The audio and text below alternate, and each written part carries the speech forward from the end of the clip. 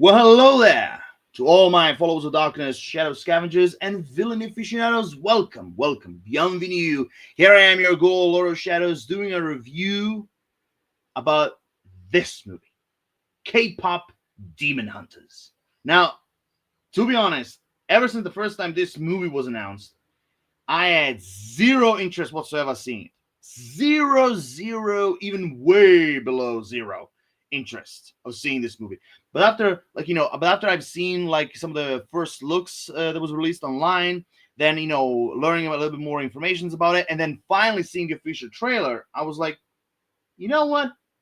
When this movie comes out, I'm gonna give it a shot. And finally, after it was released on June 20th, I finally got a chance to see it. So here I am, guys, giving you my overall thoughts. And the first thing I will say, uh, again, at least as far as I'm concerned, this movie was very creative, very creative. Like not just simply mixing up like the K-pop songs and everything, but also like with their culture, their myths, and also like when it comes to the color, the animation, the style of storytelling and everything.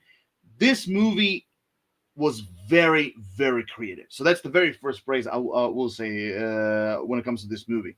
But let's just go step by step, shall we? So basically, for anyone who hasn't seen the movie yet, basically the movie is about this K-pop girl group called the Huntrix, who basically come from a long line of demon hunters who hunt down this like soul-sucking demons to protect humanity, and they've been doing it for centuries. I think also like over, I think even like also like over like 1,000 years or something. And then basically one day the Demon King decided to invade the human world. So he sends this group of demons who transform themselves into a boy band. And now basically this demon hunters, basically they have to face them, which kind of also transforms it into sort of like a battle of the bands, basically. But which not only will not just simply only represents the fate of like who's gonna be the number one K-pop band in the world, but at the same time it also represents what's the fate of humanity is gonna be at the end of this battle. And that's basically pretty much it. That's basically the overall kind of like plot slash idea of like what this movie is going to be all about. But speaking of the story itself, I will say this: it has very traditional story elements that like we all have seen it before. When it comes to like in this case, when it comes to anime movies, we like it has so many different elements that we already seen before. In other different like anime movies, from like when it comes to the type of characters, the villains, the overall chemistry between like the main character and the villain, or like the overall chemistry between the group, this like main group of characters and everything, the style, also like having like these these special powers, struggling with the past and everything. Like there's lots of different like elements in this movie, that again some people might say they're either generic or simple, but I will say they're more like traditional, but still in a movie like that, those kind of story elements, it actually works. Again, some of the things that happen in this movie when it comes to story wise, like for me personally, some of the things were very predictable. Like I kind of knew where some special like moments where they will go and everything, especially involving the main character of this like demon hunter group, which is Rumi, basically, and also her relationship with the villain and everything. Like there was some things in it that I kind of knew where it was going, but still the overall journey of it, it still felt refreshing. It still felt creative. It still felt like new, ironically. But overall, the story itself, it was interesting. It was interesting enough, for at least for me, that kept me going. Now, one of the other things besides being creative, I do have to praise is the animation. Holy shit, the animation! Like it immediately brought me back to like the Spider-Verse anime movies, alongside Puss in Boots: The Last Wish as well. The style, like when it comes to the facial movements, the body movements, some certain like action sequences, to like like musical sequences as well. Like there's so much in this animation that it was like so not simply creative. I would say artistic. That kind of also makes it in a way this movie unique. Like I really love the animation. I really did. Also, one of the things I love about it is like basically there are certain moments in this movie where you basically see the main characters going like alongside other different characters. They kind of go through those like anime like faces and everything. If it's like anger or shock or falling in love or comedy, or crying. Like I just simply love the way how they mix those kind of like typical anime style like facial expressions with like this 3D Spider Verse, Puss in Boots: The Last Wish, like kind of like animation. The way how they binge those two together was absolutely amazing. So the animation for me was spot on, very artistic, very creative, spot on. Nothing for me fell overboard, nothing. So that's one of the first, one of the. So that's my kind of like my second praise as well. The now the Huntrix. Okay, so the girls.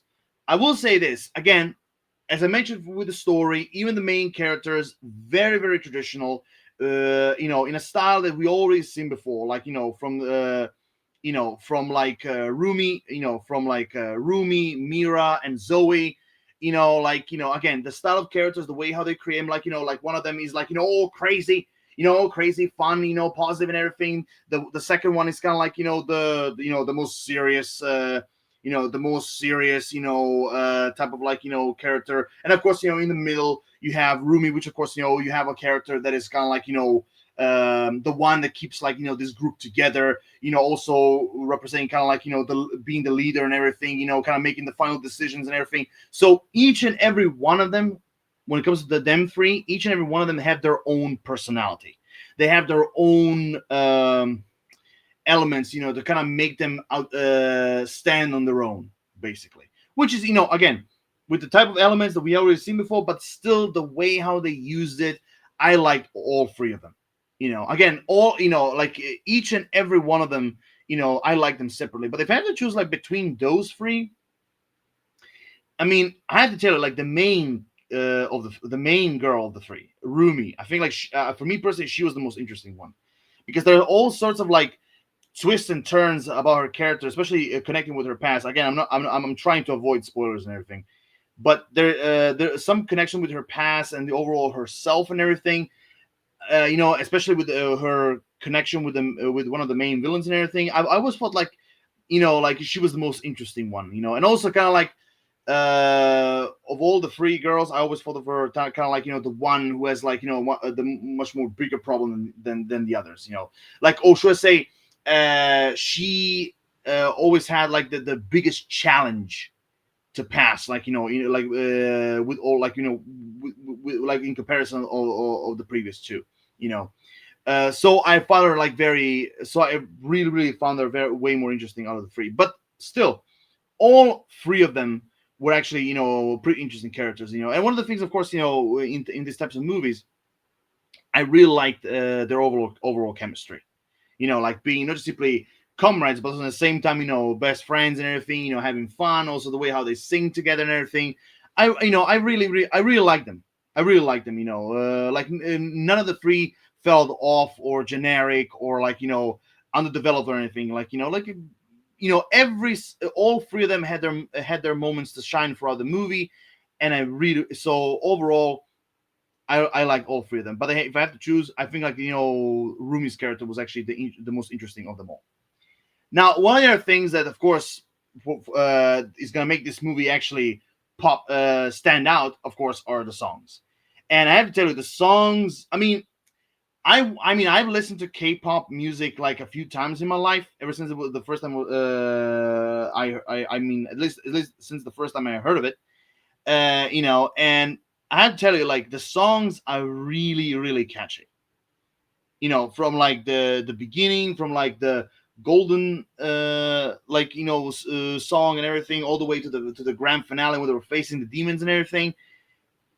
They were pretty catchy. And there's no wonder why their soundtrack actually kind of like started to become like famous more and more and more. No wonder, because like every single song not just simply worked for the scenes they were supposed to, but also at the same time they're very very catchy, and even some of them are even very very powerful. So overall, the songs for me worked as well. Now, when it comes to like a movie like that, of course you're gonna have not just simply when it comes to like this type of animation, you feel like okay, the comedy might conquer the majority of this movie, but for me personally, that was not the case with K-pop Demon Hunters, because for me personally, I thought this movie had sort of like a balance between like not just simply comedy, but like even like serious moments and emotional moments, heartfelt moments. I thought there was kind of like this balance between all these like movie elements and everything. So and for me personally, all of them worked when it comes to like again when it comes to like emotional moments or serious moments or comedy. I mean, when it comes to comedy itself, some jokes they I want to say they made me laugh, and some of them even made me giggle, but overall I thought for me personally it worked they worked. When it comes to emotional moments, serious moments, there are, like I said, there are definitely in this movie and everything. Again, did they make me cry? No, but it still felt like powerful and everything, especially centering around the Rumi's character, especially centering around her, you know but so overall, when it comes to emotions and laughter, I would say this movie actually worked. Like none of for me personally, none of it fell out of place, basically. Also, the other thing that I really have to mention, since again, K-pop Demon Hunters, the one thing also kind of surprised me in this movie actually was the action. Like from like the beginning where they were fighting demons on the plane, all the way to the grand finale. I mean, yeah, the action I would say was very impressive, especially the style of animation, everything they used. It actually worked. Again, like in a very kind of like a superhero slash anime style, the fights and everything, but in 3D animation and the type of story they had and everything in this movie, the action actually worked. For me, even the action didn't fall out of place at all. Now, the other thing I will say this, which is kind of like, uh, I would say that's the kind of like when it comes to my negatives, I think like that's the kind of like negative I have, and that those are the villains. Now, of course, the main villains on the let's just say the main villains on the musical battlefield basically are this boy band, and kind of like the overarching villain was this like demon king. I think his name was Gui Ma, I think. He's kind of like the overarching villain, but honestly, between those two villains, like the demon boy band and the demon king, I would say the demon boy band actually were way more interesting. But my problem is that out of all of them, the only main leader of this boy band, he's the only one that the story kind of centered around. Like the same thing with the Huntrix. Like even though with the girls, like I like all three of them. But but the reason why Rumi for me was more compelling is because like they concentrated more on her than the other two. Even though I did say they had their moment of shine and everything, but again, the same thing goes with the villains. The main leader of this boy band, they centered more around him than the others, which for me, I thought it was kind of a shame. I was really kind of hoping they will develop other members of this boy band as well. But overall, which kind of makes you feel like like he was kind of like the villain, and they were kind of like the henchmen and everything. But still, I would appreciate if they actually concentrate more on the other members of this demon boy band and everything.